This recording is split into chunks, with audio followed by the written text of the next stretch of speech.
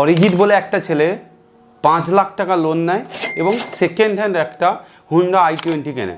ঠিক আছে, তার প্রত্যেক মাসে i20 যে কেনে, সেকেন্ড হ্যান্ড কিন্তু i20 কেনে, তার ইএমআই আসে 11,534 টাকা করে, 14% ইন্টারেস্টের সঙ্গে নিয়েছে। ঠিক আছে, তার প্রত্যেক মাসে স্যালারি সে একটা উইপ্রোতে জব করে, সে 27,000 টাকার মতো পায়। তাহলে 27 থেকে 12 বাদ দিলে তার বাকি আর থাকছে 15,000 টাকা। তার 15,000 টাকার মধ্যে তার সংসার খরচ, তার বাচ্চা কাচ্চার খরচ সব কিছু যখন চালায় মাসের শেষে আরও 1-2 হাজার টাকা ধার করতে হয়।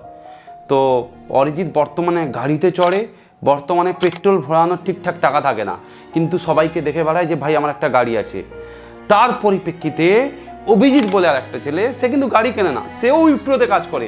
সে কি করেছে, প্রত্যেক মাসে 12,000 টাকা করে এসআইপি করে রেখেছে। কিসে? নিফটি 50-র আন্ডারে 5,000 আর যে স্মল ক্যাপের আন্ডারে 5,000।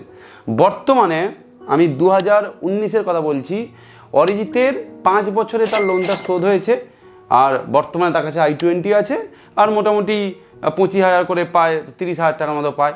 আর যে অভিজিৎ, তার কাছে বর্তমানে প্রায় 14 থেকে 15 লাখ টাকা স্টকে আছে। এবার অনেক জ্ঞানী বলবে এখানে যে তাহলে কি আমরা গাড়ি কিনবো না, আমরা কি সবসময় গরিবের জীবনযাপন করবো? ভাই কি হবে লাইফে? বাই চান্স অরিজিতের যদি কেউ অসুস্থ হয়ে যেত না, অরিজিৎ কার কাছ থেকে ভিক্ষা মাগতো? আজ অভিজিতের যদি কেউ অসুস্থ হয়ে যেত, তার কাছে টাকা ছিল, সে দেখে নিয়ে আসতে পারতো। ভাই শো অফ করে না কিছু লাভ নেই, একদিন সবাই জানে যে মরবে। ঠিক আছে, কিন্তু আমার মনে হয় এই মুহূর্তে যদি আপনার গাড়ি দরকার, গাড়ি ভাড়া করে যান না, কোথাও ঘুরতে যাবেন গাড়ি ভাড়া, শো অফ করে কী লাভ ভাই? তাই ভুলভাল কমেন্ট করবেন না, ঠিকঠাকভাবে ডিসিশন নিন, ফাইন্যান্সিয়াল বেঁচে থাকবেন, না হলে বেকার মারা পড়ে যাবেন। কী হবে ভাই?